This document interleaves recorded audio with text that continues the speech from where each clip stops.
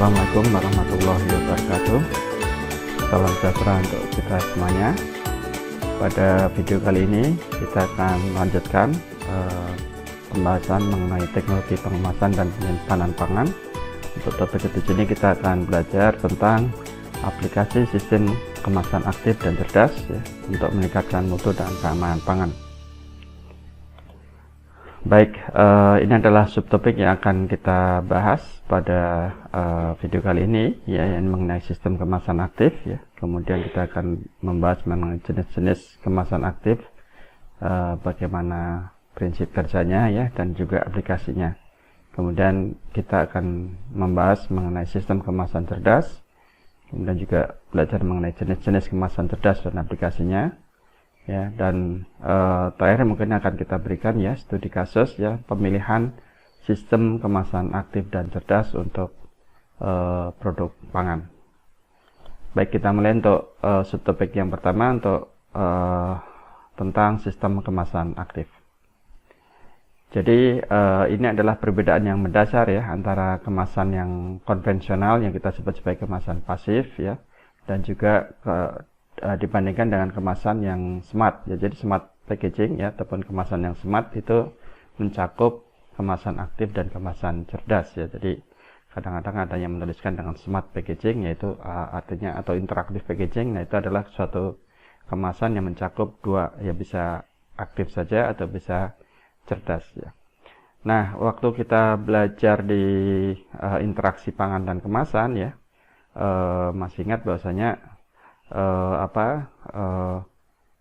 dalam interaksi itu diinginkan sebenarnya yang tidak ada interaksi dengan ataupun tidak ada migrasi ya dari kemasan ke produk, maupun juga sebaliknya dari produk pangan ke kemasannya. Baik, terkait dengan fungsi dasar kemasan ya, masih ingat ya bahwasanya ada 4 fungsi dasar dari kemasan, yaitu fungsi untuk containment atau mewadahi, fungsi untuk protection ataupun melindungi ya, kemudian fungsi komunikasi, dan fungsi convenience atau untuk memberikan kenyamanan ya. Jadi kalau kemasan pasif ini ya, ini ada 4 hal. Nah, nanti kemasan aktif maupun kemasan cerdas ini ditujukan untuk menambah fungsi lebih ya di dalam aspek perlindungan ya, terutama untuk kemasan aktif itu akan berperan dalam meningkatkan fungsi perlindungan dan juga meningkatkan kenyamanan ya kemasan aktif. Sedangkan untuk yang kemasan cerdas ya umumnya akan lebih menambahkan pada fungsi komunikasi ya. Jadi ini di sini saya definisikan sedikit ya, kemasan aktif itu berperan perpanjang masa simpan atau shelf life-nya, dan juga tetap menjaga atau bahkan meningkatkan kualitas pangan yang dikemas. Jadi contoh kemasan aktif yang di atas gambarnya. Sedangkan kemasan cerdas itu bisa memonitor kondisi pangan yang dikemas ya, tujuan utamanya ya. Jadi contoh untuk buah pir ini, jadi buah pir itu salah satu buah yang kulit buahnya itu relatif stabil ya, tidak berubah warna ya, meskipun kondisi dalam buahnya tingkat kematangan itu sudah berubah ya, tapi kulitnya itu relatif sama aja, misalkan hijau ya hijau terus dari sampai nanti mendekati busuk. Jadi sehingga kalau dijual dengan bentuk kemasan seperti ini ya, konsumen sulit untuk melihat tingkat kematangan, sehingga dikembangkanlah ini salah satu contoh bentuk kemasan cerdas ya, bisa untuk sebagai indikator tingkat kematangan dari buah ya. Oke, baik, waktu di kuliah interaksi pangan dan kemasan ya, kita sudah belajar ya mengenai bentuk-bentuk interaksi kemasan dengan pangan ya. Jadi diinginkan sebenarnya adalah tidak ada interaksi ya, tidak ada permeasi, tidak ada absorpsi maupun juga migrasinya tidak ada ya. Jadi yang ideal adalah kemasan itu yang benar-benar inert ya, yang tidak memungkinkan ada permeasi maupun juga migrasi serta absorpsinya ya. Tetapi ini adalah konsep untuk kemasan konvensional ya. Kalau kemasan aktif dan cerdas justru ada kita ingin berikan fungsi yang memang aktif gitu. Jadi ada interaksi ya, justru ada, makanya kita sebut kemasan aktif maupun cerdas itu adalah sebagai interactive packaging. Ada yang menyebut dengan interactive packaging karena memang ada interaksi ya, diinginkan ada interaksi antara kemasan dengan produk pangan yang dikemas ya. Jadi contohnya adalah kemasan aktif ini bisa merilis ya senyawa antimikroba, melepaskan antimikroba ya secara sengaja, atau justru menyerap dari kondisi kemasan ini di headspace-nya itu terutama ya diserap oksigennya ya. Jadi ada interaktifnya ya. Kemudian juga ada kemasan cerdas ya. Jadi memang menangkap kondisi, kan kalau namanya ada produk itu mengalami perubahan mutu ya, umumnya akan dihasilkan senyawa-senyawa penciri dari kerusakan pangan, misalkan munculnya senyawa H2S ya, ataupun senyawa amonia atau senyawa yang lain ya, yang trimetilamin misalnya, yang senyawa-senyawa volatil yang penciri kebusukan pangan ya, itu nanti bisa ditangkap oleh indikator ya sehingga kita bisa menerapkan untuk kemasan cerdas ya. Ini yang disebut dengan interactive packaging ya jadinya ya. Jadi bukan kemasan yang pasif tapi interaktif ya. Jadi bisa merilis atau bisa menyerap ya, atau bisa menangkap sinyal ataupun sensor, bisa juga memberikan indikator dari kondisi mutu dari produk yang dikemas ya. Ini konsep kemasan aktif dan cerdas. Jadi beda sekali dengan kemasan yang pasif ya. Kalau pasif nggak ada interaksi di sini ya. Baik, kita akan untuk kuliah yang bagian pertama kita akan fokus untuk membahas mengenai kemasan aktif ya. Jadi kemasan aktif itu apa ya? Kita akan bahas secara detail. Dengan definisi dulu ya, kita mulai. Bahasa yang dimaksud dengan kemasan aktif itu adalah sistem kemasan yang dapat menyerap atau menghilangkan ya, senyawa-senyawa yang tidak diinginkan. Jadi kalau contohnya seperti oksigen kan tidak diinginkan ada di dalam produk ya, karena oksigen itu merupakan faktor penyebab kerusakan utama produk pangan. Itu juga bisa menyerap uap air, terutama untuk produk-produk yang kering, yang sifatnya renyah, yang justru akan rusak kalau ada uap air, sehingga uap airnya perlu dihilangkan.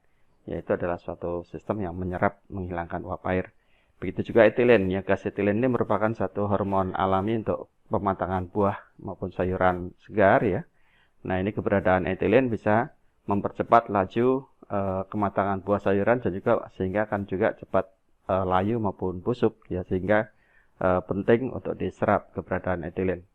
Begitu juga untuk karbon dioksida ya, terkadang beberapa produk ya kalau CO2-nya tinggi itu bisa mengganggu atau merusak aroma ya. Contohnya kopi ya, biji kopi itu kalau ada CO2 tinggi itu bisa menyebabkan nanti kebusukan ataupun kerusakan dari aromatik compound ya.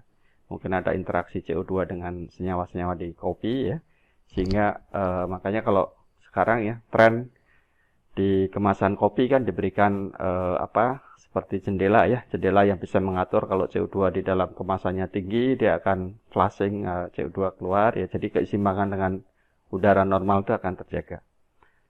Kemudian menyerap odor atau menyerap bau yang tidak enak ya. Contohnya kalau tapi ini fungsinya tentu saja bukan untuk kemudian menutupi pangan yang rusak bisa dijual gitu ya.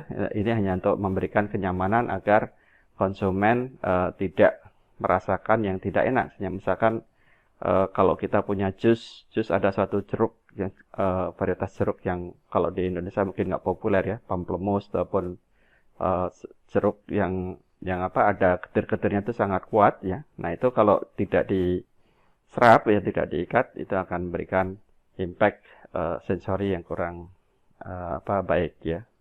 Nah, maupun juga senyawa-senyawa lain yang tidak diinginkan keberadaannya di dalam kemasan ya, itu bisa diserap ya. Contohnya mungkin H2S ya, ataupun juga trimetilamin. Nah, itu bisa diserap untuk dihilangkan ya, sehingga tidak mengganggu dari mutu produk pangan.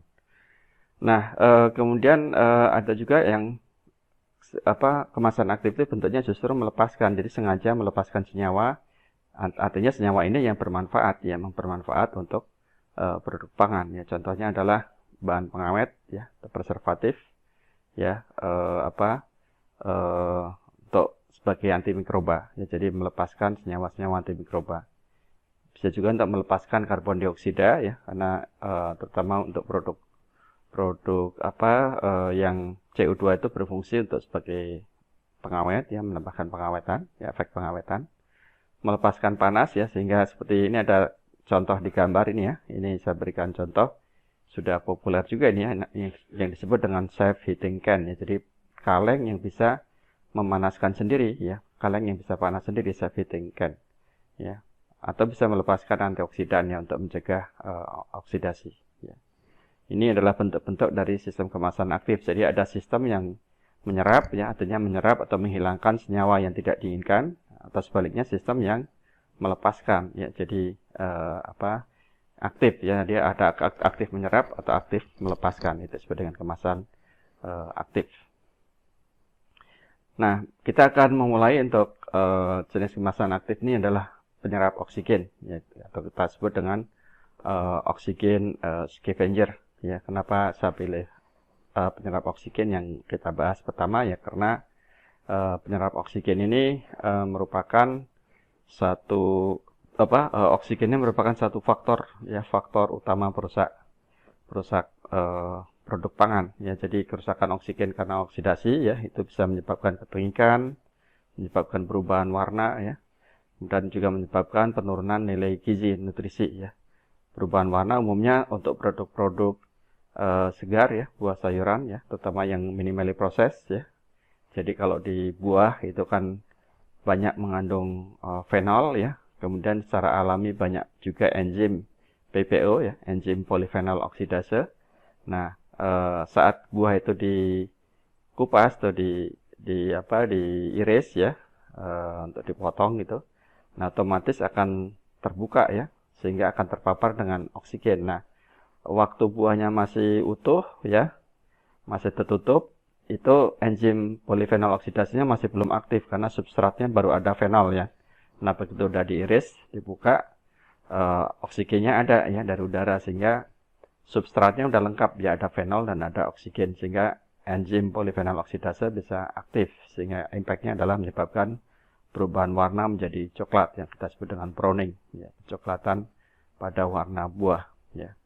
Kemudian juga bisa menyebabkan nilai gizi nutrisi yang turun karena banyak vitamin-vitamin yang teroksidasi ya, sehingga fungsinya akan berubah. Seperti misalkan dari asam askorbat ya, sebagai vitamin C ya, itu bisa kalau ada oksigen bisa berubah nanti dihidroasam askorbat dan turunannya, sehingga tidak ada fungsi sebagai vitamin C lagi ya. Itu juga untuk vitamin A, vitamin E ya.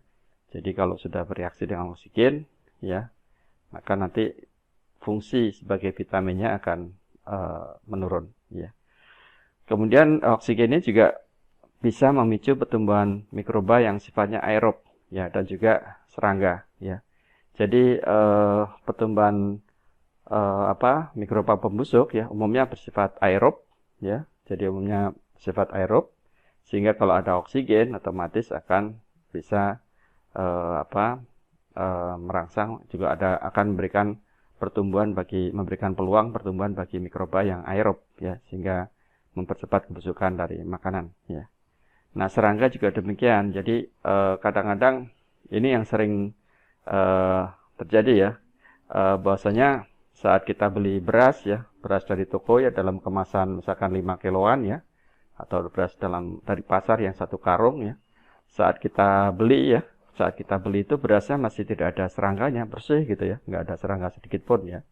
Nah, tetapi kemudian saat kita simpan ya di rumah selama 1 bulan gitu ya, nah tiba-tiba atau mungkin 3 minggu lah ya, 3 minggu atau 1 bulan itu sudah tiba-tiba muncul ada kutu ya, kutu beras keluar gitu ya. Nah, itu beras dari mana? Nah, itu ternyata itu yang disebut dengan hidden infestation. Jadi saat kita beli beras yang masih baru ya, itu sebenarnya sudah ada telur serangga ya, mungkin ada fase yang tersembunyi di dalam biji beras ya. Jadi kalau ada oksigen ya, serangganya bisa tumbuh. Nah, tapi kalau oksigennya dibuat minimal ya, oksigennya dibuat serendah mungkin ya, nanti pertumbuhan serangga juga akan terhambat ya, sehingga kerusakan oleh serangga bisa dihambat dengan menghilangkan oksigen.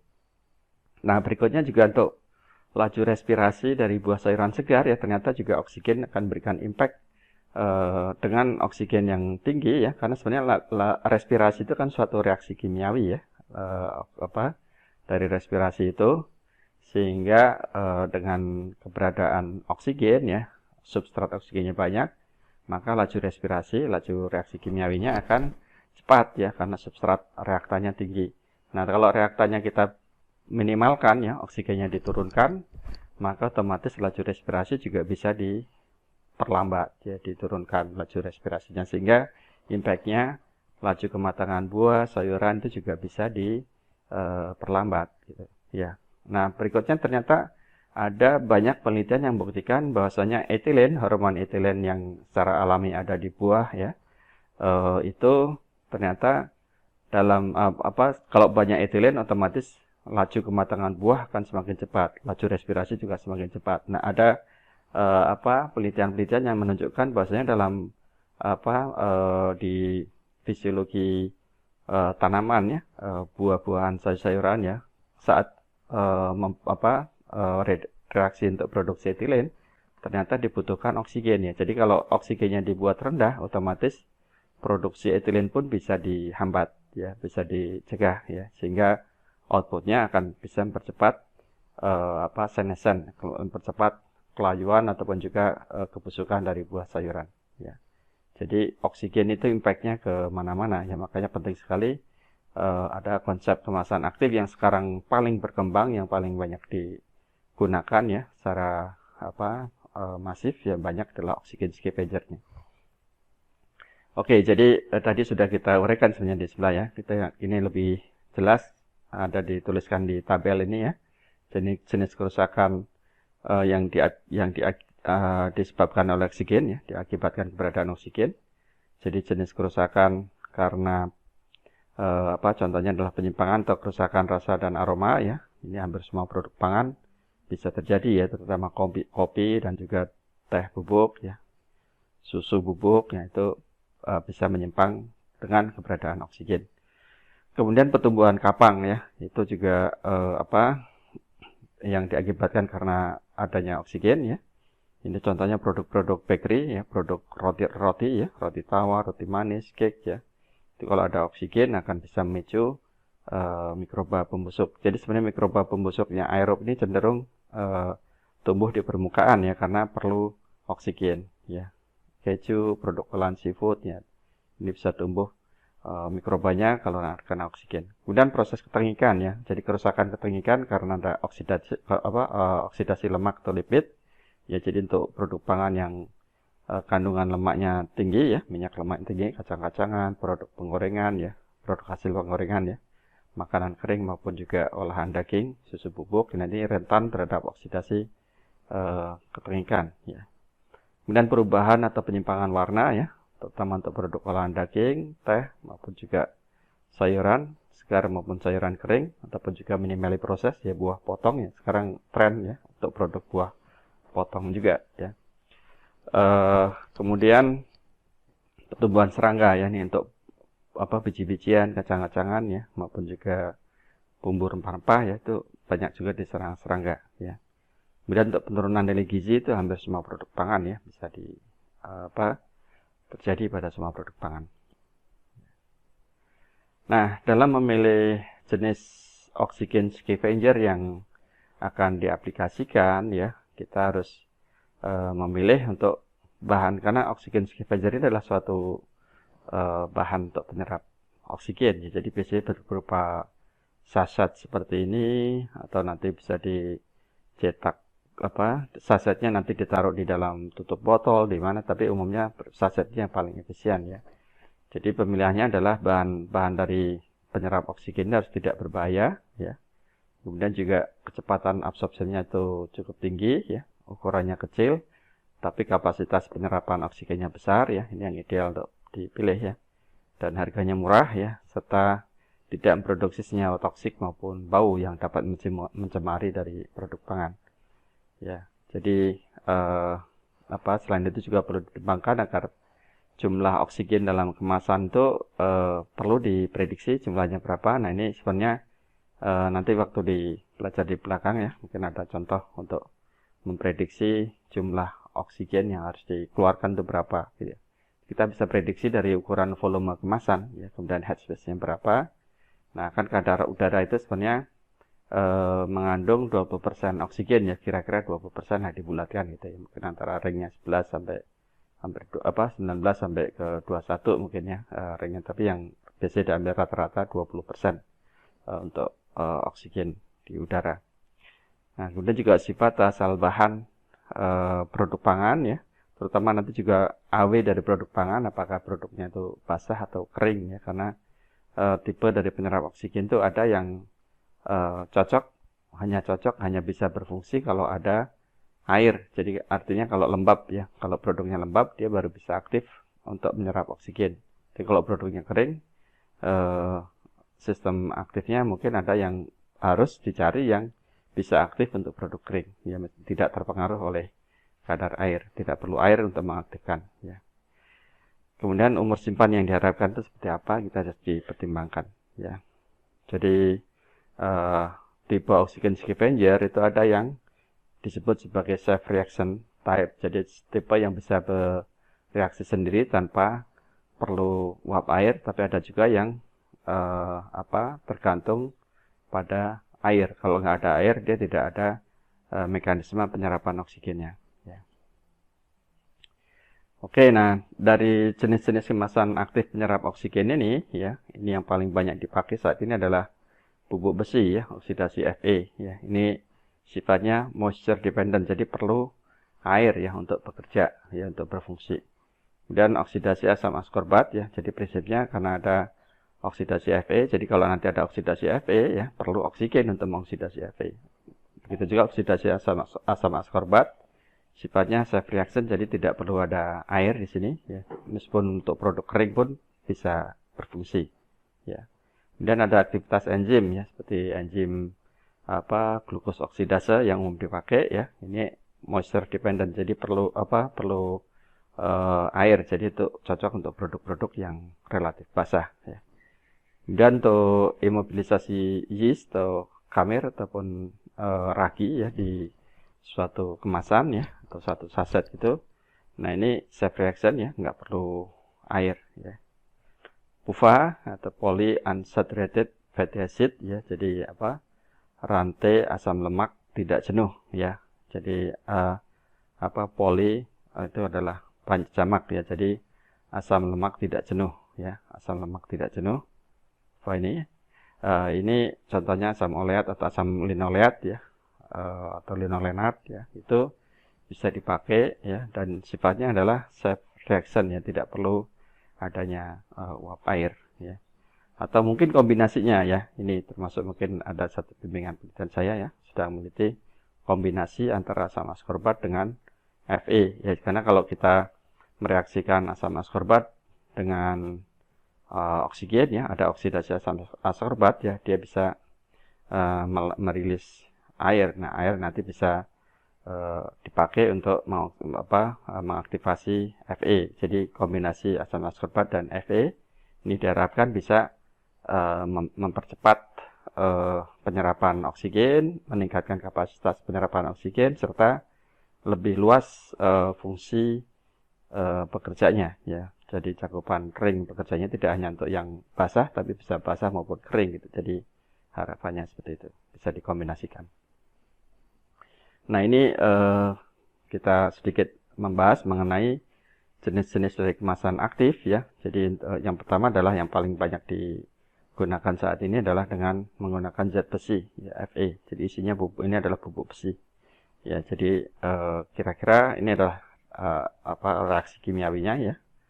Jadi secara total FeOH2 tambah seperempat OH2. Jadi semuanya perlu oksigen, ya, untuk mengoksidasi dari Fe, sehingga oksigen akan habis, ya, di dalam ruang kemasan. Nah, secara teoritis, ya, 1 gram bubuk besi, ya, ini dari hasil penelitian Vermeiren, itu bisa bereaksi dengan 300 mili oksigen. Ya, jadi kalau kita menggunakan 1 gram bubuk besi, ya, satu saset itu mungkin 1 gram, ya, itu bisa menyerap 300 mili oksigen, ya. Nah, tapi kelemahannya produk ini baru efektif kalau ada H2O, ya. Jadi cocoknya untuk produk pangan dengan kadar air yang yang relatif basah, ya. Jadi kalau untuk produk kering tidak cocok, ya. Begitu juga untuk yang bubuk besi Fe, ya, itu juga kalau di industri pangan, ya, itu mungkin tidak cocok untuk produk-produk yang akan melewati metal detektor ya. Jadi misalkan di dalam saset kemasan akhir itu udah dikasih penyerap oksigen, kemudian nanti di akhir dia sebelum packing itu ada treatment perlakuan dengan metal detektor. Nah itu tidak kompatibel ya, nggak bisa dipakai kalau untuk produk-produk yang akan diperiksa kembali dengan metal detektor di ujung kemasan sebelum masuk ke packing secondary packaging ya. Nah berikutnya untuk penyerap oksigen dengan mekanisme yang menggunakan asam askorbat ya. Jadi prinsip kerjanya berdasarkan proses oksidasi askorbat menjadi dihidroascorbic acid ya. Ini kalau reaksi kimianya seperti ini secara sederhananya ya. Jadi dari dua asam askorbat bereaksi dengan oksigen ya menghasilkan dihidroascorbic acid ditambah H2O. Nah jadi makanya ada ide gimana kalau dikombinasikan ya H2O yang dihasilkan ini nanti bisa dipakai untuk mekanisme penyerap oksidasi Fe gitu ya. Jadi kombinasi asam askorbat dengan bubuk bersih Fe itu akan satu kombinasi yang bagus ya untuk meningkatkan penyerapan dari oksigen ya, bisa mempercepat dan juga bisa memperluas penggunaannya tidak hanya untuk produk yang basah tapi yang kering pun bisa ya. Jadi itu. Oke, jadi kalau dengan asam askorbat ya otomatis reaksinya itu kompatibel dengan metal detektor ya karena tidak ada Fe. Jadi kelemahan yang Fe tadi adalah terkait dengan metal detektor ya. Kalau produk pangannya itu akan melewati metal detektor, nah itu tidak bisa. Jadi harus metal detektor dilakukan sebelum penambahan bubuk bersih Fe. Tapi kalau yang lain-lain ya, yang tidak pakai Fe ini bisa untuk metal detektor ya. Ini dengan enzim ya, umumnya adalah campuran enzim glukos oksidase dan katalase. Kenapa perlu dicampur? Karena kalau hanya glukos oksidase saja ya, nanti dalam mekanisme reaksinya ya, ini 2 glukos dengan reaksi dengan 2 oksigen menghasilkan 2 H2O dan 2 gluconolakton menghasilkan peroksida H2O2 ya. Jadi H2O2 ini perlu dipecah oleh katalase ya, atau peroksidase ini menjadi pecah menjadi oksigen dan 2 H2O lagi. Ya, jadi intinya di sini reaksinya juga cocok untuk produk yang basah. Kenapa? Kan ada H2O perlu reaksinya di sini ya. Kemudian oksigennya ini 2 glukos memecah 2 oksigen, tapi ternyata nanti dalam reaksinya akan menghasilkan lagi 1 mol oksigen lagi. Jadi secara total nanti 2 molekul glukos itu diperlukan untuk mereduksi 1 molekul oksigen ya, karena saat bereaksi di sini ya 2 glukos menghasilkan 2 oksigen itu perlu 2 oksigen, ternyata nanti hasilnya ada oksigen dilepas ya. Jadi perlu 2 kali lipat dari jumlah oksigen yang akan direduksi ya, jumlah untuk glukosnya. Jadi perlu substrat glukos, perlu ada enzim glukos oksidase dan juga enzim katalase di dalam saset ini. Jadi ini secara komersial sudah diproduksi juga oleh Bioka ya, perusahaan Finlandia. Ya. Oke, jadi ini keuntungan dibandingkan yang Fe ya. Ini bisa bekerja untuk produk yang akan melewati metal detektor ya. Tapi tetap juga prinsip kerjanya oksigen scavenger yang dengan enzim ini masih perlu perlu air ya. Jadi cocok untuk produk-produk yang basah ya. Jadi untuk kering tidak cocok ya. Nah, berikutnya untuk oksigen scavenger atau penyerap oksigen dengan PUFA ya, polyunsaturated fatty acid ya. Jadi contohnya asam linoleat, linolenat ya. Ini sudah diproduksi oleh Mitsubishi ya, Jepang ya, menggunakan PUFA. Ya, jadi dengan reaksi PUFA ini ya, ini bisa bekerja dengan sangat baik untuk produk-produk kering seperti chips segala macam ya, karena reaksi oksigen tidak memerlukan air ya. Jadi untuk produk kering pun bisa bereaksi ya untuk PUFA ini. Nah, cuma ada kelemahannya ya nanti ya di PUFA ini.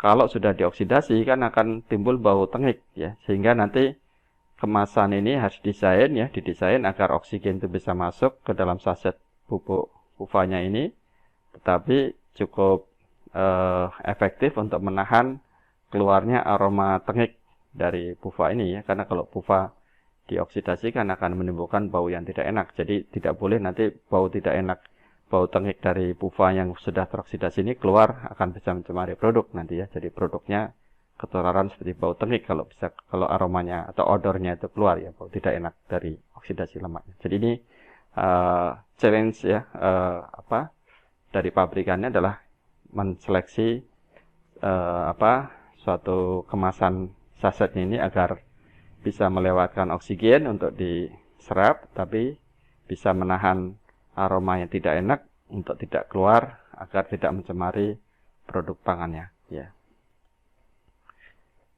Oke, nah ini saya survei ya yang pernah ketemu di Indonesia ya, oksigen scavenger yang pernah saya dapatkan ya, saya sering foto-foto kalau ketemu ya. Ini ada Ageless ya, Freshpack, O-Buster maupun Atco ya. Jadi ada 4 ini sebenarnya sudah ada semua di Indonesia. Ya memang yang paling banyak ya O-Buster ini. Jadi kalau kita searching beli oksigen scavenger gitu atau beli penyerap oksigen ya, mungkin di online gitu ya, pasti yang muncul ini nih ya. Jadi harganya kalau belinya sedikit ya mahal ya. 65.000 untuk 250 saset ya. Jadi berapa harganya itu? Sekitar 6.500 bagi 25 ya. 650 bagi 2,5. Jadi sekitar 300-an ya. 300-an rupiah per saset. Oh, mahal sekali ya. Mungkin harus cocoknya untuk produk-produk yang snack yang ataupun produk-produk yang kalau snacknya harus snack yang basah seperti bakpia gitu ya. Bakpia kan masih agak basah ya. Semi basah maupun kebasah, ataupun juga produk-produk lain ya. Jadi memang saya sering ketemu untuk di bakpia ya. Pertama kali saya ketemu juga bakpia patok yang menggunakan ini, bakpia patok 35 ya. Oke, nah setiap pabrikan dia akan mengeluarkan varian dari penyerap oksigen ini. Jadi seperti mekanisme pembuatannya pasti didesain agar bisa sesuai dengan produk yang akan diaplikasikan ya. Contohnya kalau di Freshpack ya, Freshpack Oxygen Scavenger ini ya, Freshpack ini mengeluarkan tipe B, D, R maupun M ya. Tipe B ya didesain untuk produk yang basah maupun semi basah dengan AW di atas 0,7 ya. Kemudian tipe D yaitu untuk produk yang kering ya, dehydrated maupun juga produk yang dikeringkan ya. Jadi produk bubuk maupun yang semi basah yang kering ya. Itu untuk tipe D ya, dried ya gitu D. Tipe R adalah untuk produk yang disimpan di suhu dingin, mungkin R itu dari singkatan refri ya, refrigerator maupun juga yang freezer ya. Jadi ini reaksinya otomatis umumnya harus reaksi yang oksidasi. Mungkin PUFA itu yang cocok ya. PUFA itu meskipun di produk beku juga proses oksidasi masih bisa intensif terjadi ya untuk tipe R ya. Jadi tipe M ya untuk yang moist atau semi moist ya, di kemasan MAP maupun juga dengan CO2 ya.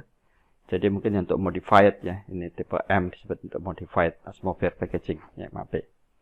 Jadi setiap pabrikan sudah memiliki dia mengembangkan jenis-jenis penyerap oksigennya itu ya. Kalau kita sudah belajar ya, bisa dengan besi, bisa dengan asap askorbat, dengan PUFA ya. Nah sebenarnya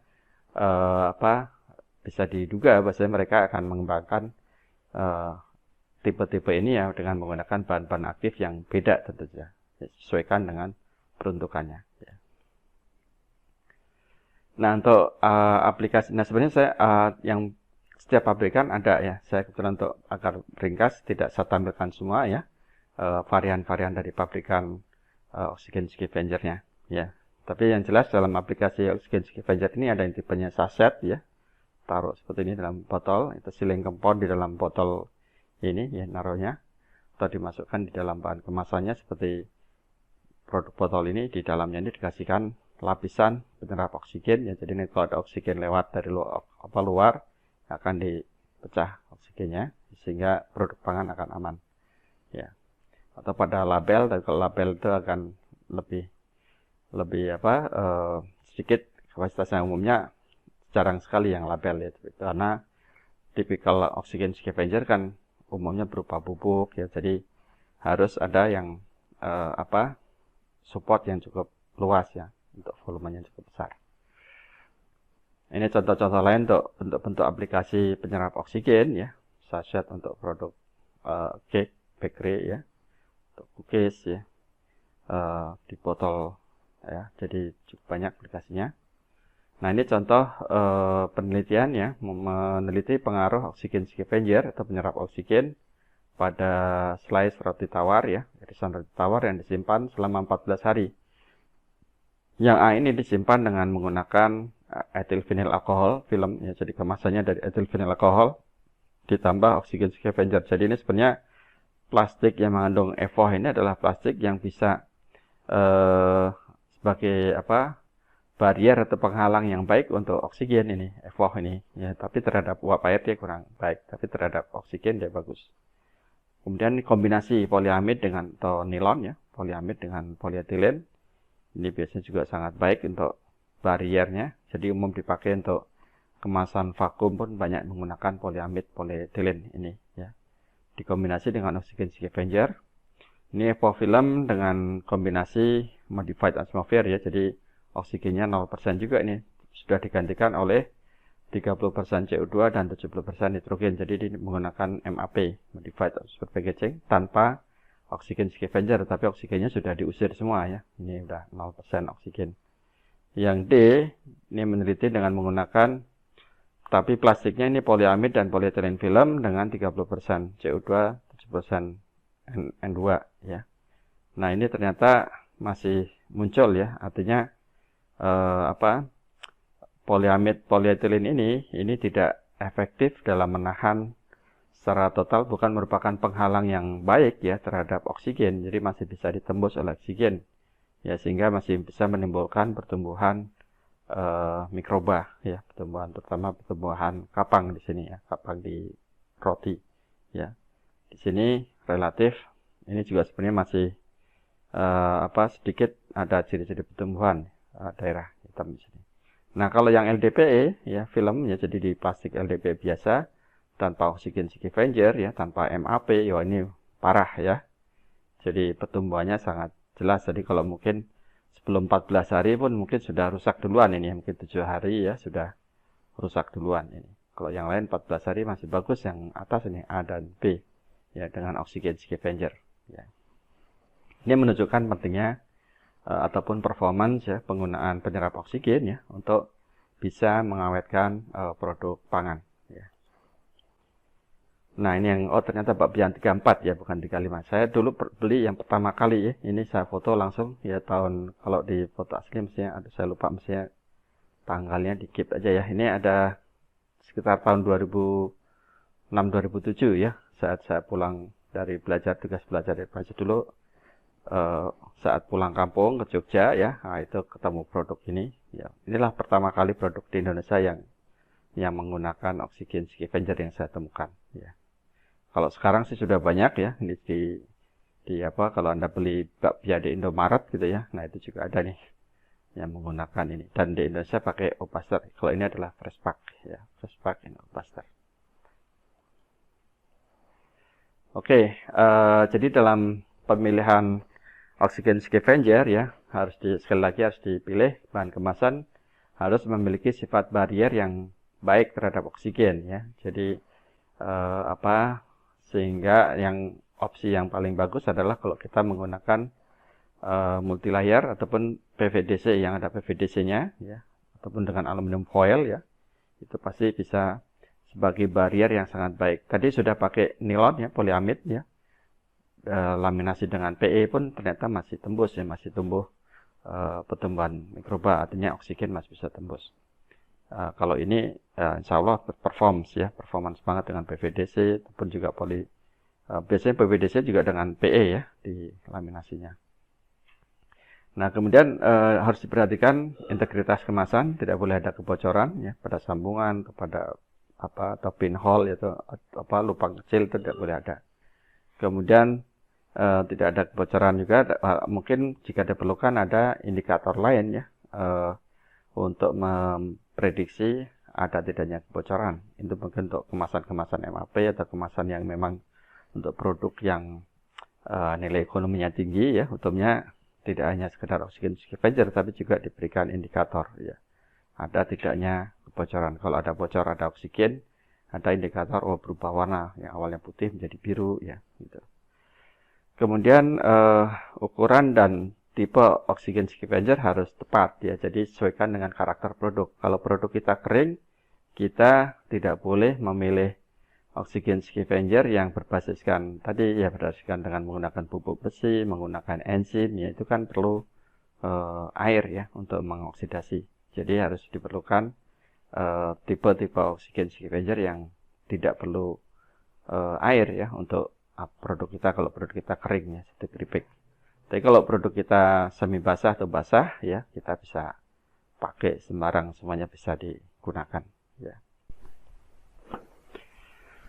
Oke, baik, mari kita ambil contoh ya untuk aplikasi kemasan oksigen scavenger ini ya, untuk mengestimasi kira-kira kebutuhan kasar ya, kebutuhan kasar penyerap oksigen itu berapa. Jadi misalnya contoh, kita punya produk keripik kentang ya, dengan rasa barbecue gitu ya, dikemas dengan kemasan pouch aluminium foil ya, jadi multi layer ya, salah satunya ada aluminium foil. Berukuran panjang kali lebar kali tebal itu adalah 20 kali 10 kali 3, jadi banyak 3 ya. Jadi total berapa nih volumenya? Jadi 10 kali 20 kali 3, jadi sekitar 600 jadinya ya, 600 cm kubik atau 600 mili ya, total dari volume kemasan kita. Nah, jika isi produknya itu 60% ya, kita prediksi, kita asumsikan bahwasanya oksigen di dalam produk bisa diabaikan ya, negligible, diabaikan. Jadi kira-kira dengan kasus ini maka ruang kosong headspace-nya adalah 40% dari 600 mili ya, 40 per 100 kali 600, jadi berapa? Sekitar 240. Jadi kalau untuk sebagai cara menghitungnya ya, solusinya, jadi volume kemasan adalah 20 kali 10 kali 3 sebesar 600 cm kubik atau 600 mili ya. Headspace-nya adalah 40%-nya, jadi sekitar 240 cm kubik atau mililiter ya. Jadi volume oksigennya berapa jadi total? Jadi dari ruang udara kosong ini ya, dikalikan volume oksigen, kita asumsikan bahwasanya kadar oksigen di udara adalah sekitar 20% ya. Mungkin ada 20% kurang sedikit ya, tapi kita bulatkan ke atas 20%. Kalikan 240 cc ya, jadi volume oksigen diperkirakan dalam kemasan adalah 48 cc ataupun 48 ml ya. Jadi kapasitas minimal penyerap oksigen adalah 48 cc dari untuk yang di headspace-nya sendiri ya. Tapi kalau kita kan punya kemasan juga mungkin ada permeabilitas kemasan yang masuk oksigen dari luar berapa gitu ya, oksigennya. Nah, itu juga mesti harus dipertimbangkan. Tapi kalau kita hitung untuk minimalnya ya, minimal harus ini. Jadi kita untuk aman ya, makanya tidak menyerap, kita tidak menggunakan oksigen scavenger pas-pasan hanya 48 cc ya kapasitasnya, tapi kalau bisa ya 3 kali lipat dari ini ya. Untuk apa?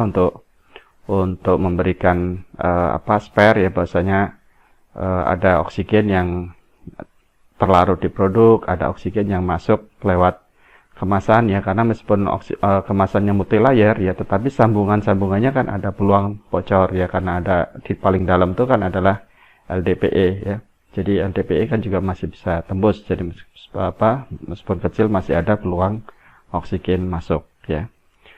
Nah, karena kita produknya adalah produk kering ya, produk dengan keripik ya, keripik kan sangat kering, jadi nggak bisa kita pakai kemasan oksigen scavenger yang berbasiskan pupuk besi atau enzim ya, yang perlu air ya, sehingga kita harus mencari, kalau kita mencari supplier harus dipilih, harus dikatakan bahwasanya kita perlu oksigen scavenger yang bisa aktif pada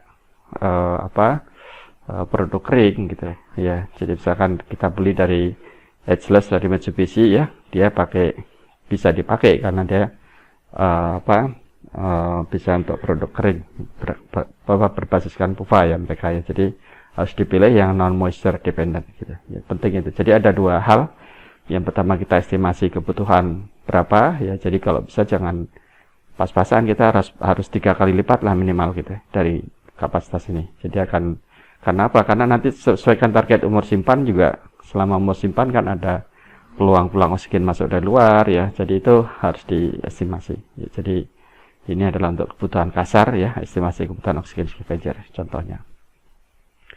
Oke ya, saya kira bisa dimengerti ya untuk contoh simpel untuk penyerap oksigen. Nah, baik, kita sekarang lanjutkan untuk sistem kemasan aktif berikutnya, yaitu penyerap etilen. Etilen scavenger ya. Jadi kenapa etilen? Jadi etilen ini merupakan hormon alami pada buah atau sayuran ya.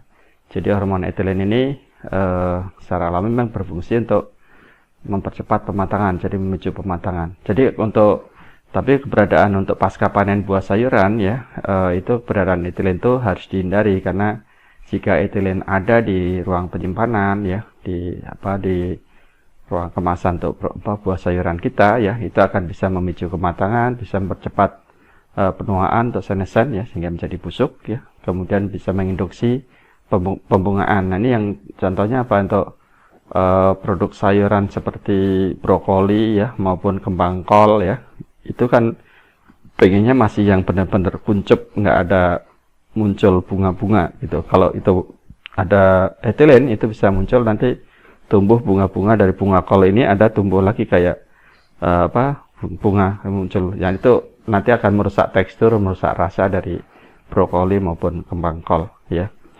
Kemudian bisa juga mempercepat pelunakan tekstur ya untuk semua buah maupun sayuran. Juga bisa juga mempercepat degradasi klorofil ya. Nah, itu jadi kalau misalkan ada sayuran hijau bayam gitu ya, ada etilen, nanti bisa berubah jadi kuning ya, karena klorofilnya terdegradasi ya. Jadi nanti bisa tidak dibeli ya oleh konsumen kalau sayurannya menjadi berubah kuning ya. Kemudian bisa memperpendek umur simpan buah maupun sayuran segar ya, yang diolah minimal atau minimally proses untuk fruit ini. Jadi secara umum keberadaan etilen pada buah sayuran itu harus dihindari, makanya perlu digunakan etilen scavenger atau penyerap etilen ya. Nah, ini adalah mekanisme reaksi ya dari urutan-urutan dari penyerapan etilen ya. Ya, paling umum digunakan adalah menggunakan potasium permanganat atau KMNO4 ini ya. Jadi ini KMNO4 ini suatu senyawa kimikal yang nanti bisa bereaksi dengan etilen ya. Jika di situ ada air, jadi makanya KMNO4 itu sering ditambah dengan air ya. Akan bisa mengubah dari etilen menjadi asetaldehid.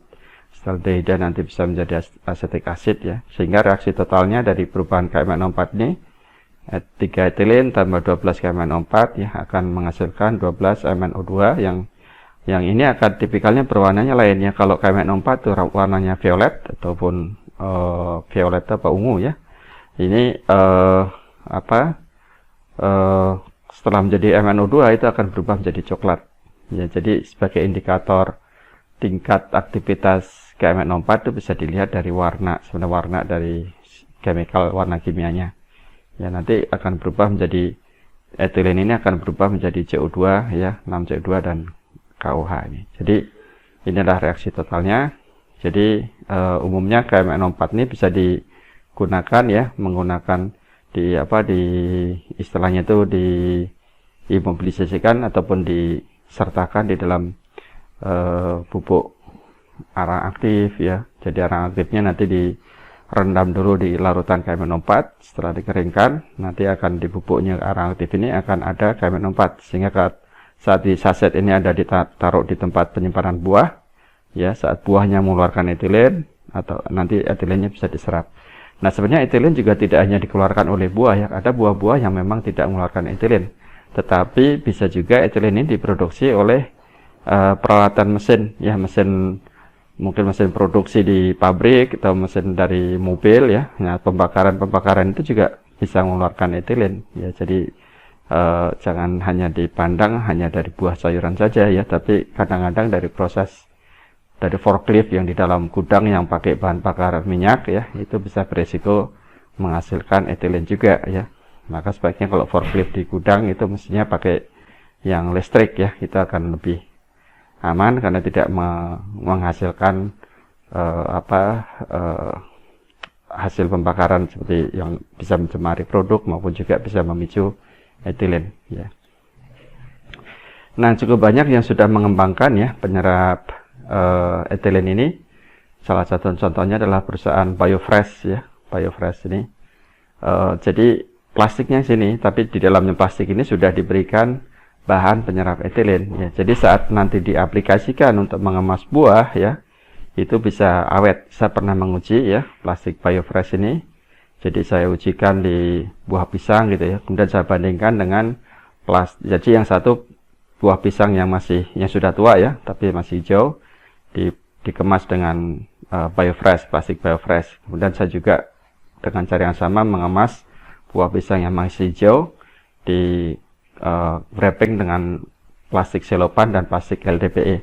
Nah, yang terjadi apa? Ternyata setelah disimpan selama seminggu saja, sebelum sampai seminggu, yang buah yang lain itu sudah kuning berubah menjadi matang, yang Biofresh ya, yang itu masih tetap hijau, yang masih bisa bertahan level jadi bisa mempertahankan umur simpan dari buah pisang ya. Begitu juga untuk bunga potong ya, disimpan. Kalau bunga potong kan biasanya di wrapping dibungkus dengan plastik ado ya, itu umumnya adalah selopan ya. Nah, itu dibandingkan dengan yang Biofresh yang sebagai packing bunga potong ya, jadi bunga hias ya. Nah, itu ternyata yang dikemas dengan Biofresh, plastik Biofresh itu bunganya itu lebih tahan segaranya dan tidak rontok ya, bulai-bulai bunganya itu ya. Kalau yang dikemas plastik biasa sudah rontok, dalam waktu sehari sudah rontok ya, ini sampai 3 hari pun masih oke ya, masih bisa mempertahankan. Jadi itu karena ada penyerap ethylene scavenger di dalam plastiknya. Nah, ini contoh untuk di paprika yang dengan active bag ya, dari plastik dengan ethylene scavenger ya, atau penyerap ethylene masih segar, setelah 30 hari yang lainnya sudah busuk ya. Jadi ini real ya, saya juga pernah meneliti seperti ini. Oke, baik. Berikutnya kita akan membahas mengenai kemasan antimikroba ya. Ini juga salah satu bentuk kemasan yang tren ya, sedang dikembangkan ya. Kenapa? Karena memang ada perubahan mindset dari konsumen ya. Kalau konsumen kan pengennya produk-produk pangan tuh yang aman, bebas dari bahan pengawet atau bahan aditif ya. Nah, salah satu solusi agar produk pangan kita tidak mengandung pengawet ya, yang dimakan masuk ke konsumen tidak mengandung pengawet, tetapi produknya awet adalah dengan menggunakan kemasan antimikroba. Jadi bahan pengawetnya ditaruh di kemasannya, bukan di produknya. Ya, jadi ini adalah contoh ya, etiket saset. Jadi dalam saset ini berisi bahan-bahan ya, mungkin solid dan juga etanol ya, etanol. Jadi etiket ini bisa merilis, bisa melepaskan gas etanol ya, uap etanol, sehingga bisa sebagai efek pengawetan ya. Oke, nah ini adalah konsep kemasan antimikroba. Kenapa kemasan antimikroba itu sebenarnya lebih potensial untuk digunakan ya, dibandingkan kalau aplikasi sebagai bahan pengawet ya.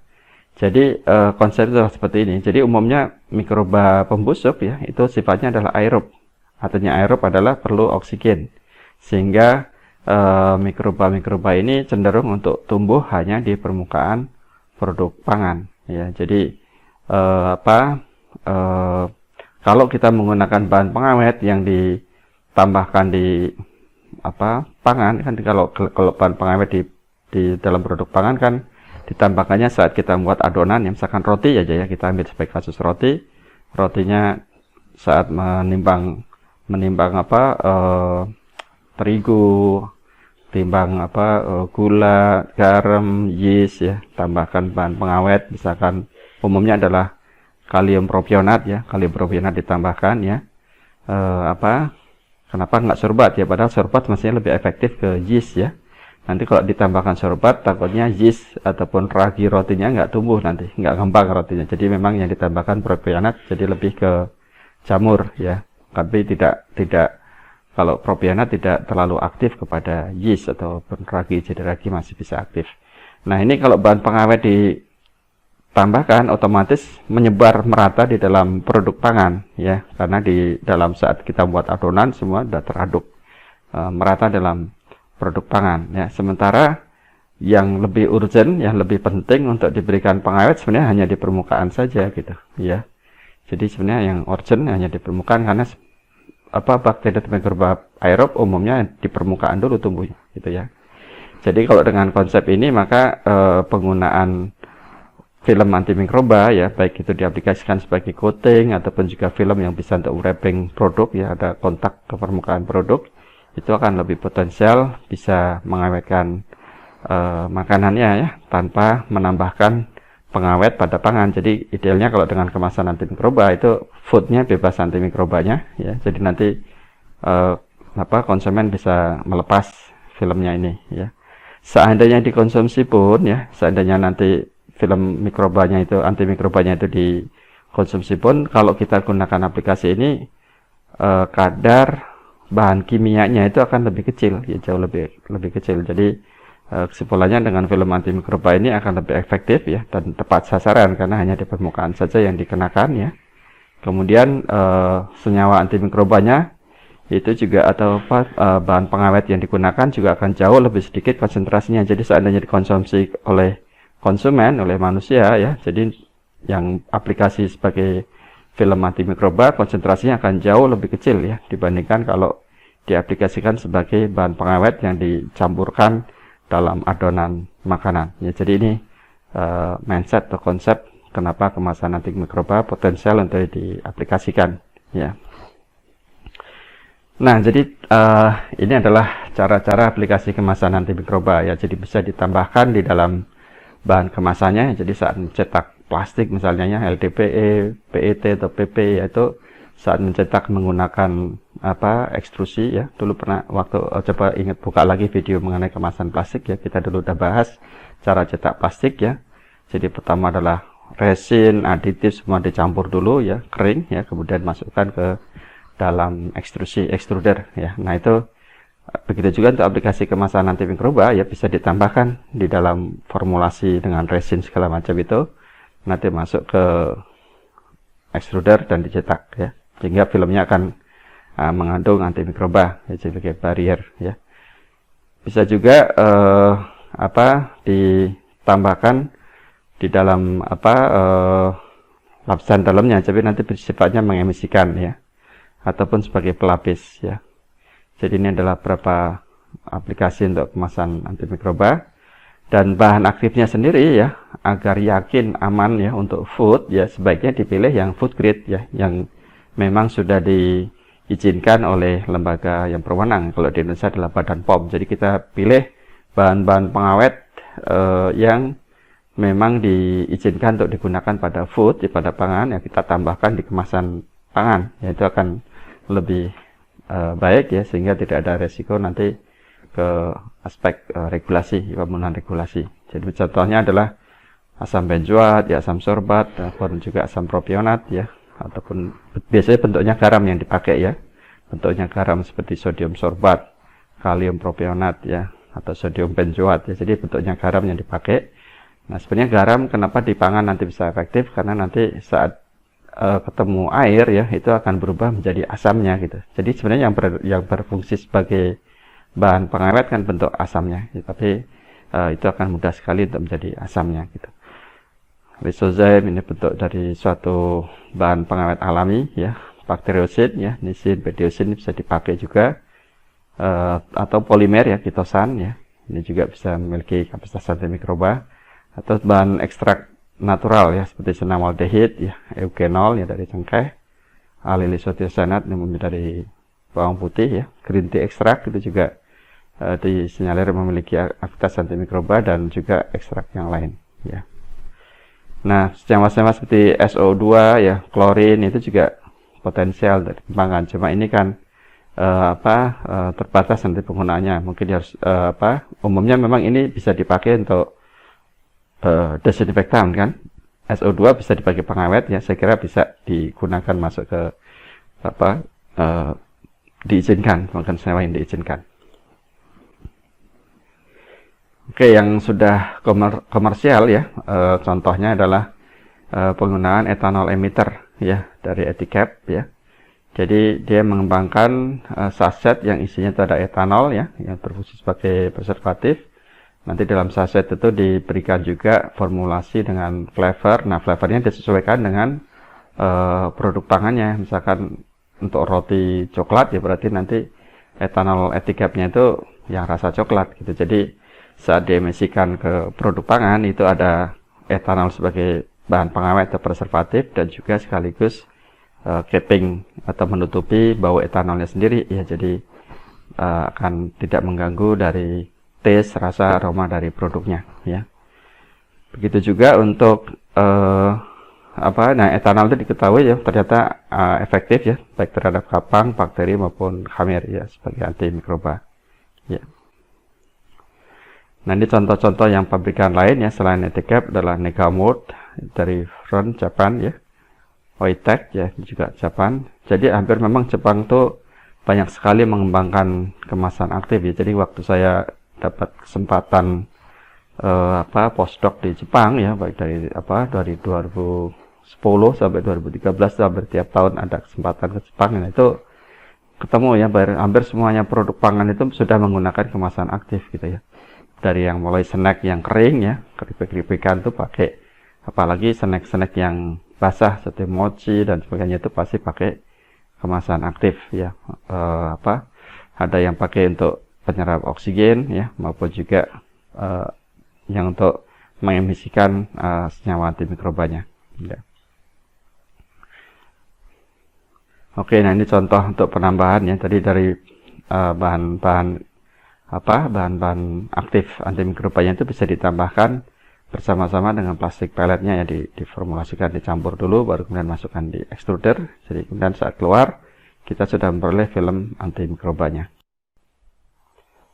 Baik, kita lanjutkan ya untuk jenis kemasan aktif yang lainnya adalah penyerap uap air ya. Sebenarnya jenis ini yang justru paling awal ya digunakan sebagai bentuk kemasan aktif ya, tapi ini sengaja saya taruh di belakang karena memang mekanisme kerjanya itu sangat simpel dan memang sudah umum digunakan ya, jadi tidak bingung lagi. Nah, umumnya yang dipakai adalah menggunakan silika gel ya, yang paling banyak diaplikasikan, meskipun mungkin ada juga yang sebenarnya kita bisa juga pakai kalsium klorida gitu ya, tapi ada keunggulan kalau kita pakai silika gel ini sifatnya bisa direaktivasi, bisa digunakan kembali. Jadi misalkan kita punya silika gel digunakan kemudian sudah jenuh ya, tidak bisa mengusap lagi, kita bisa panaskan ya, bisa di oven kembali, dikeringkan, sehingga kita akan memiliki silika gel yang bisa dipakai ulang ya, bisa dipakai berulang. Kalau CaCl2 relatif tidak bisa dikeringkan dan dipakai lagi ya. Jadi ini keunggulan dari silika gel. Nah, harganya relatif murah ya silika gel ini. Jadi kalau saya survei di Tokopedia ya, atau mungkin yang lain ya Bukalapak atau yang lain. Nah, ini ada yang menjualan 100 saset ya, untuk masing-masing saset ini isinya 1 gram. Itu harganya 9 ribuan sampai 18.000 ya. Jadi satu sasetnya relatif murah ya, hanya sekitar seratusan lah, 100 rupiah gitu ya, dibandingkan dengan yang penyerap oksigen ya minimal sekitar 300-an. Nah, mungkin kalau belinya lebih banyak, bahkan kita bisa beli yang misalkan bentuknya itu bulky atau bentuknya yang masih belum di saset-sasetin, mungkin akan lebih murah lagi per kilonya itu. Baik, untuk penyerap uap air ya, kalau kita pakai silika gel ya, dari hasil survei yang saya lakukan ya, ternyata ada yang salah satu produsen ya menyatakan bahwasanya kemampuan penyerapan silika gel itu adalah 34% dari berat bahannya ya. Jadi kalau misalkan kita pakai satu saset silika gel itu beratnya 1 gram ya, berarti kapasitas penyerapannya hanya 0,34 ya kali 1 gram ya air. Jadi hanya bisa menyerap 0,34 gram air ya untuk 1 gram silika gel. Nah, jadi pertanyaannya, kalau misalkan kita pakai kemasan ukuran 20 kali 10 kali 3 ya, seperti contoh sebelumnya ya, dan ruang RH yang digunakan ya, ruang penyimpanannya adalah 80% ya. Kira-kira cukup nggak ya untuk menyerap air pada RH 80% ini untuk ruang kemasan sebesar 20 kali 10 kali 3, artinya 600 cm kubik ya, atau 600 mililiter untuk ruang volume kemasannya. Nah, sebenarnya kalau dari perhitungan matematis ya, dengan RH 80% ini ya, ini sebenarnya RH kan artinya adalah perbandingan ya dari tekanan uap air dibagi dengan tekanan uap air murni ya, tadi kan 100%. Jadi ada mungkin perhitungan-perhitungan yang bisa dilakukan ya dari data-data tabel ya, tapi saya menemukan cara yang paling mudah ya, kita gunakan aja kalkulator uap air atau moisture calculator. Ini saya bisa gunakan di website ini ya, menyediakan kalkulator uap air ya. Jadi kita tinggal masukkan nilai RH yang kita ingin cari, jumlah airnya berapa, dan suhu penyimpanan yang kita gunakan ya. Jadi sangat simpel untuk menggunakan kalkulator uap air ini ya. Yang diperlukan ini ya, RH dan suhu ya. Jadi misalkan kita untuk kasus yang kita berikan contoh adalah RH-nya 80% dan juga suhunya 30 ya. Nah, ini untuk produk kering ya, misalkan yang memang menggunakan penyerap uap air kan umumnya produk-produk yang kering seperti keripik ya. Ya mungkin AW-nya bisa 0,1 ya. Maaf, biasanya dinyatakan dengan 0,1 ya. Itu berapa ya? Yang paling berpengaruh adalah jumlah, kita ingin mengetahui adalah jumlah air ya untuk RH 80% ini, yang concernnya itu. Nah, ini tampilan dari website ya yang saya sampaikan tadi. Jadi judulnya di situ akan muncul moisture calculator ya. Nanti kita input nilai suhu penyimpanan dan nilai RH ya. Nah, nanti kalkulator ini yang sudah akan menghitung ya perhitungan-perhitungan engineeringnya yang lain akan dihitung ya oleh kalkulator ini.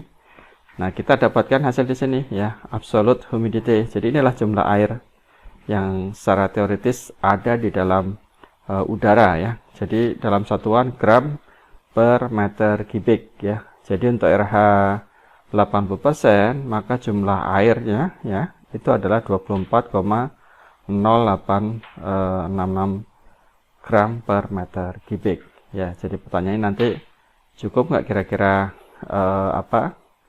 diperoleh ya, jumlah airnya adalah 24,09, saya bulatkan ya, 0,9 gram per meter kubik ya.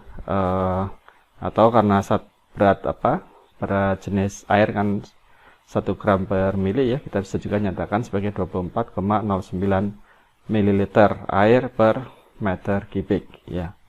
Jadi untuk faktor konversinya ya, 1 meter kubik ini kan sama dengan 10 pangkat 3 liter ya. 10 pangkat 1 liter kan 1000 desimeter kubik itu. 1 desimeter kubik itu sama dengan 1 liter ya. Jadi 1 meter kubik sama dengan 1000 liter, sama dengan 10 pangkat 6 cm kubik atau mililiter ya. Jadi kita konversikan jumlah air ya pada RH 80% ini 2,409 kali 10 pangkat 45 ml per cm kubik. Jadi kalau di per cm kubik jumlahnya hanya 2,409 kali 10 pangkat 45 ya. Jadi kecil ya. Nah, jadi apakah bisa ya dengan kemampuan yang absorber tadi kan untuk kemasan 600 cm kubik ya, jumlah air pada kemasan ya berarti diprediksi adalah pada RH 80% ini dikalikan volume kemasannya ya. Jadi kalau ini kan per cm kubik berarti kita kalikan 600 ya.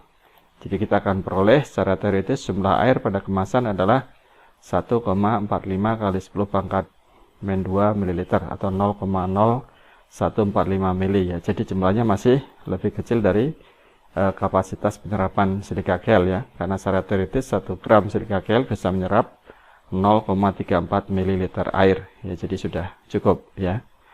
Tapi memang kelebihan ini kan memang untuk spare ya, untuk cadangan ya, karena kemasan itu kan juga masih permeable ya, umumnya kemasan plastik terutama ya masih permeable terhadap uap air ya, atau mungkin juga ada resiko kebocoran pinhole yang otomatis akan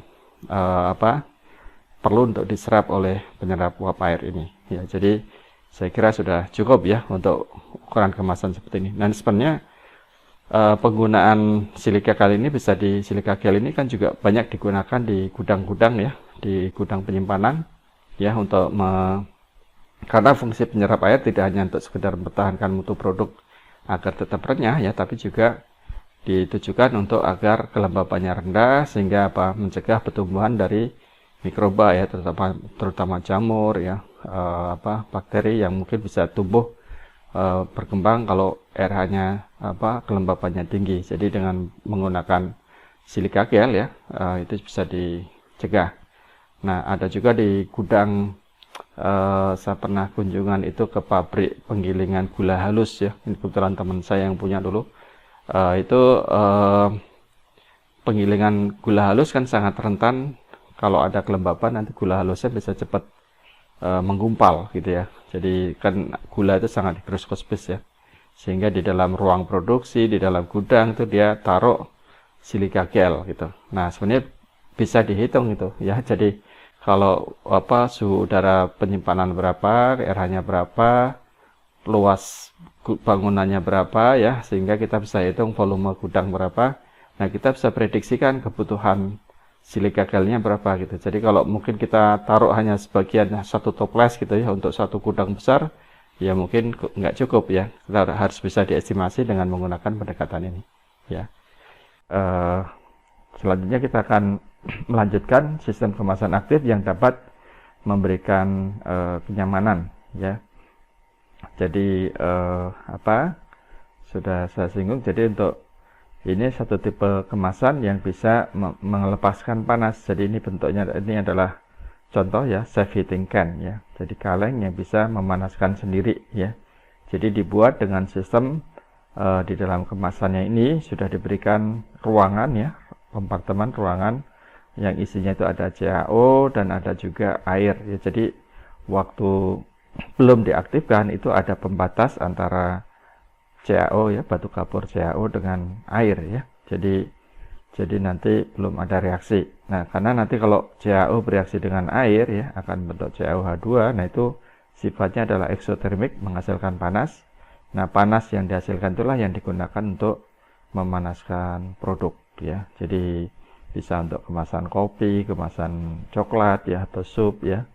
Jadi kalau di Indonesia mungkin kurang relevan ya self heating can ini karena Indonesia negara tropis ya. Tapi kalau di negara-negara yang 4 musim ya, nah pas saat musim dingin ya, itu akan perlu ya untuk self heating can ini, pasti akan jadi populer. Meskipun kalau di Jepang juga sebenarnya ada ya, sebenarnya di kalau istilahnya itu vending mesin untuk penjual produk gitu ya.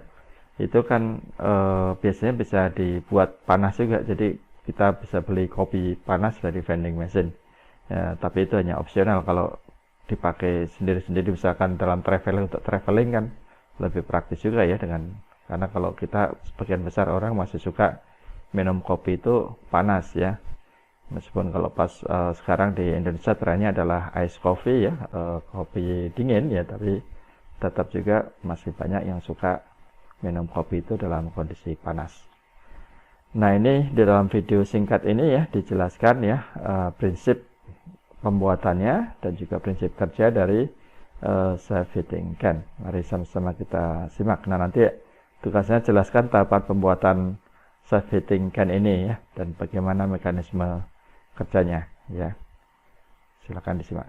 Welcome to the new age of packaging technology, the OnTech self-heating container. This new innovative package is convenient, easy to use, and fits in with today's on-the-go lifestyle. Once the container is heated, it will keep your beverage hot for 30 minutes and warm for up to an hour. The following animation will show you how the self-heating container works.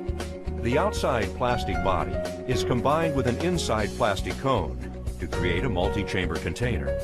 These two chambers keep the beverage separate from the heating materials. The inside cone is then filled with the natural mineral crushed limestone.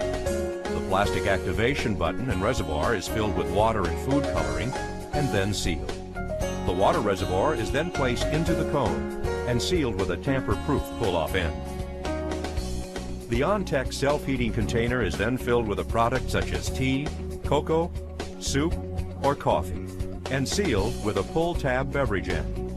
The container is then sterilized, labeled, and a plastic comfort cap is placed on top. OnTek's containers come in various sizes and shapes. To activate, the OnTek container is turned upside down, and the tamper-proof end is pulled off. The activation button is pushed in, releasing the water. The water, when combined with the limestone, causes a natural reaction that creates heat. This heat is transferred through the inner cone to the beverage. After 5 seconds, the container is turned over, and a natural convection takes place, heating up the beverage in 6 to 8 minutes. The special thermal ink spot on the label turns from pink to white when your beverage is at the right temperature to drink. The comfort cap is then twisted to align the opening with the pull tab. The beverage is now ready to open and enjoy. With the OnTek container, you can now have a hot beverage anytime, anywhere. Oke, mantap ya. Jadi bisa minum kopi dimanapun berada dalam kondisi panas ya. Oke, baik, berikutnya untuk di Indonesia mungkin lebih cocok kalau kita menggunakan self chilling can ya, karena negara tropis ya. Jadi ini juga suatu bentuk kemasan aktif ya, untuk meningkatkan convenience ya, kenyamanan bagi konsumen. Jadi prinsipnya justru adalah untuk menyerap panas ya. Jadi biasanya di sini diisikan dengan mekanisme ada bahan yang mudah menguap ya, untuk menguap ya, dan nanti penguapannya itu energi untuk menguapkan ya, itu akan diambil ya, karena kalau namanya proses penguapan kan perlu panas ya, jadi panasnya diambil dari produk sehingga nanti suhu dari produk akan turun ya. Jadi di sini ada kompartemen ruangan untuk penguapan, ada juga desikan untuk menyerap uap yang terbentuk sehingga proses penguapannya akan berlangsung dengan continuous ya, karena kalau jenuh dengan uap nanti proses penguapan bisa berhenti ya gitu. Baik, saya kira itu ya untuk kemasan aktif ya. Nanti untuk berikutnya kita akan belajar mengenai kemasan cerdas ya. Kita akan sambung pada bagian kedua ya, agar videonya tidak terlalu panjang dan jenuh ya. Jadi sekali lagi silakan ingat-ingat kembali ya, di refresh kembali apa itu kemasan aktif ya, dan jenis-jenis dari kemasan aktif apa saja. Jadi ada kemasan yang bisa menyerap ya dari sesuatu atau zat yang tidak diinginkan keberadaannya dalam kemasan ya, seperti oksigen, uap air, etilen ya. Kemudian apalagi yang tidak diinginkan ada di dalam kemasan. Oh ya, memang banyak sekali ini yang tidak saya sampaikan semuanya ya. Ada seperti penyerapan odor, jadi bau tidak enak dari produk. Kemudian ada penyerapan juga misalkan dalam kemasan itu ingin diserap laktos ya pada susu gitu ya, karena banyak orang kalau minum susu jadi mencret atau diare, nah itu karena laktos intolerance.